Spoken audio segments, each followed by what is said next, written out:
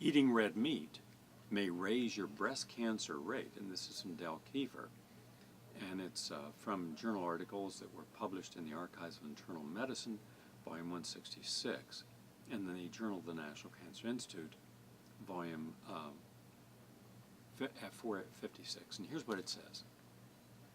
Consuming red meat is strongly linked to the risk of developing hormone receptor-positive breast cancer in premenopausal women, according to a new report from Harvard Medical School.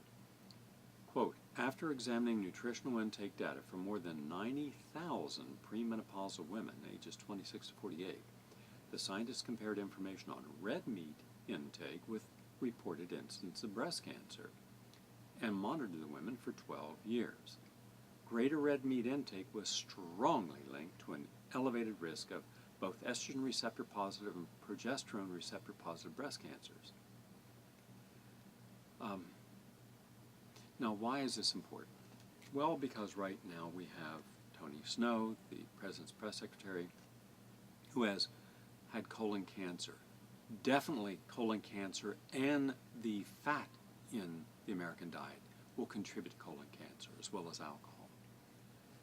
We also have Miss Edwards, who had breast cancer. Now she has cancer of the bones, and that is also strongly associated with eating meat.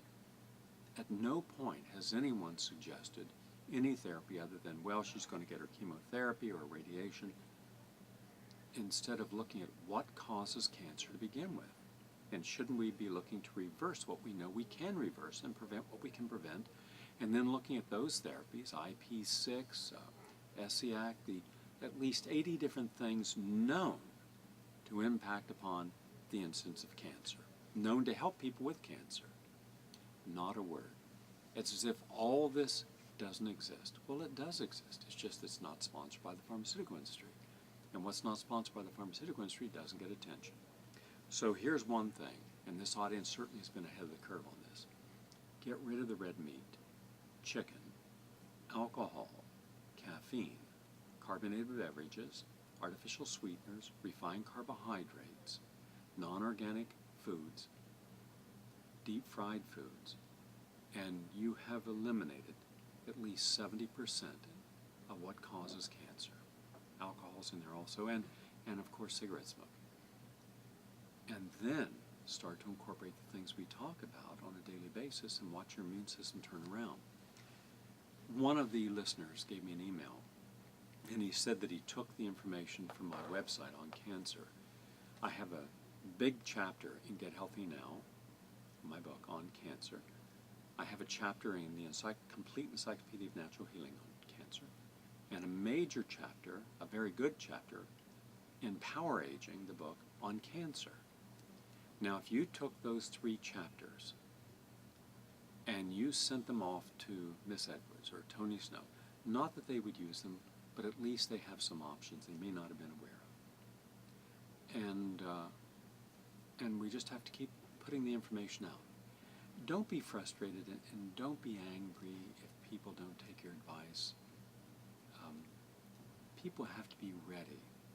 They have to hear the information when their defense mechanism will not filter it and consider it something that they cannot accept. If you have to say the same message 1,000 times, do so with patience, tolerance, compassion, and empathy.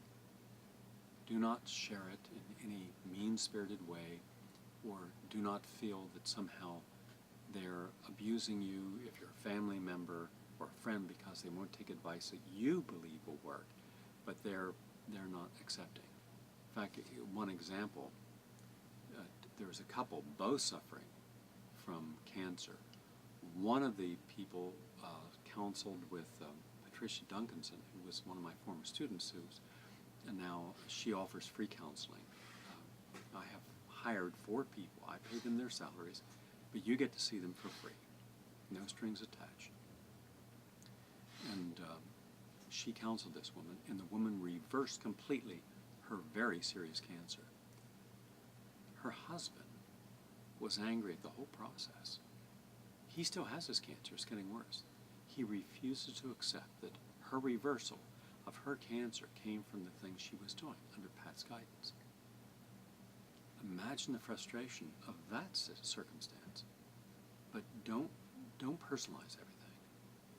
Don't believe that because someone doesn't take your advice, it's about you.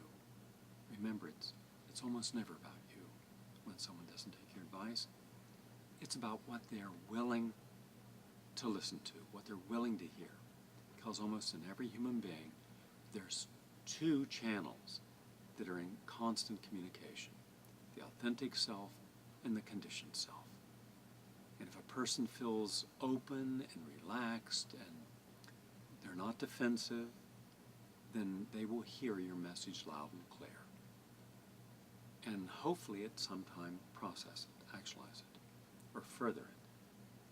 But more often than not, people are in an agitated state. They've made mistakes, and part of their ego is defending the mistakes they've made, trying to rationalize and justify their actions, their thoughts, and their deeds. And especially when they get sick. You have no idea how many people are so defensive because they're overweight. And that's why they jump on these miracle diet fads. Buy this product and your fat gets melted away. Well, it doesn't happen that way, and it doesn't change anything. So I want people to take their time.